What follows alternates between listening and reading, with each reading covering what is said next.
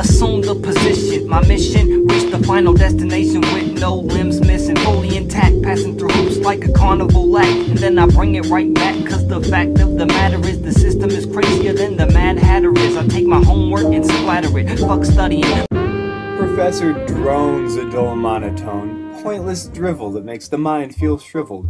A quick trig trick utilizes light to solve my dilemma. Simple number games that keep the brain sane. My tutor on lease alerts of a burdensome exam, challenging pupils on some matter that is just too bland for me to stand. The bell rings, relieves this infernal boredom. Eager masses, harlequins and herds of sheep feel satiated by this prescribed class time and filter out into the blowing blue cold. They stumble and bumble in deep frozen snow, while I breeze by in shoes designed for my easy walking flow, mastering elements beyond the bars of classroom walls for what is snow but frozen H2O. On the horizon looms huge trash moon, a new loon to replace the one of old soon. So says Farkle, its architect at ease, satisfied by this struggle, fulfilled by life's needs. Hammer and paste attach human refuse to one place, until the day physics takes charge, gravity pulling the waste through time and space to orbit the earth, a monument to human filth, regulating the winds and surf and produced by ill-thought capitalist growth. Nearby on cinder blocks rests a chess match half begun, an art appearing in the form of mere fun as I move upon Farkle's eyes sparkle, Black Knight charging to crush Rogue Rook, having breached too close to his knight's hiding nook. Picking up the crushed and defeated piece, he glues it fast to his vast mass of sculpted trash.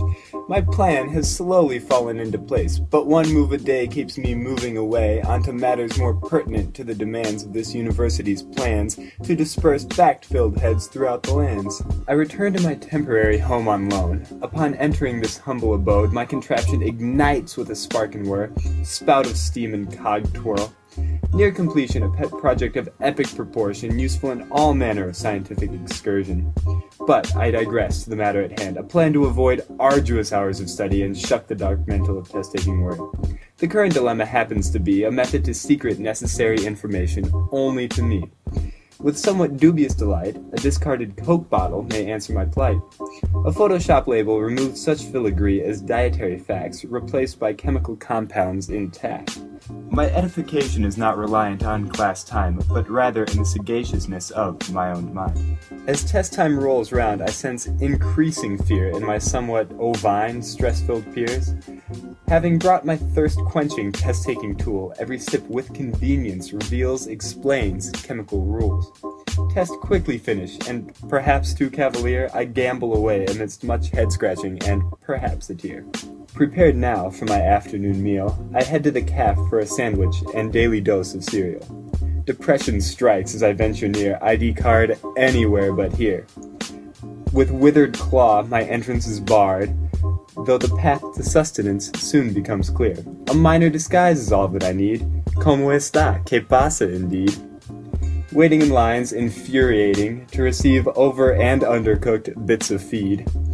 The water trough, most frustrating of all, spits and dribbles into the glass as teams of minutes sluggishly tick past. As teams of minutes sluggishly tick past. Sitting down for a semi-delicious meal moment of meditative solitude. To my surprise, an event unforeseen, a calf worker, beaming eyes and garrulous grin, sits opposite, slight stubble on his double chin.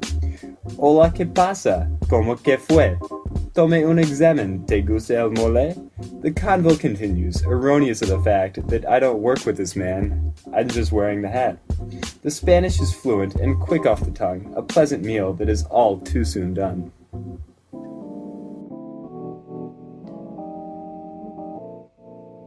Dark clouds form as the letter reads that the dean apparently wants me on hands and knees.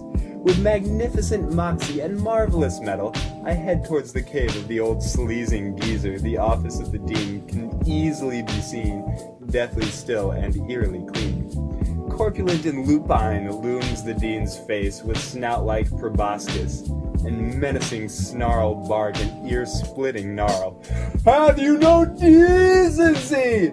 He shouts with gusto and eyes of black, brackish breath and near heart attack. Actions long since decided, my course set and steady, for who needs to be part of ovine herds when you have wings to soar with birds? Resolute strides I saunter away onto fresh horizons in a bright new day.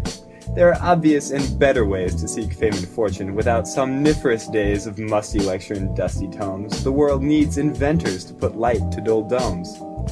My contraption is something that the world of science could use in a flash, if only they possess the necessary cash. Early endeavors do not go as planned. There does not seem to be enough market demand. Not all is lost, nor all roads at end. The art world could also use a friend.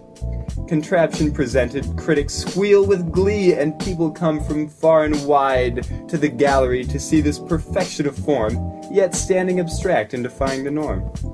Fortune achieved, career successfully sought, the future looks anything but dark. I'll lie deserted, no oasis in sight. If I can pace through the night and sleep through the day, then maybe, just maybe, I can find a way. Guess I hear what I'm told, but I take it with a grain of salt, then let it unfold. Because it all tastes better with a little sodium. When it's all said and done, standing on the podium, raise my hand in the air defiantly. How dare you defy me? Sent from he who they call I am, and all I want is some green eggs and ham to satisfy my ceaseless hunger. Born in the winter tundra, got used to the cold world, so I close my eyes and pass by the spoils. Yeah, I might be scrambled, but I'm also hard-boiled.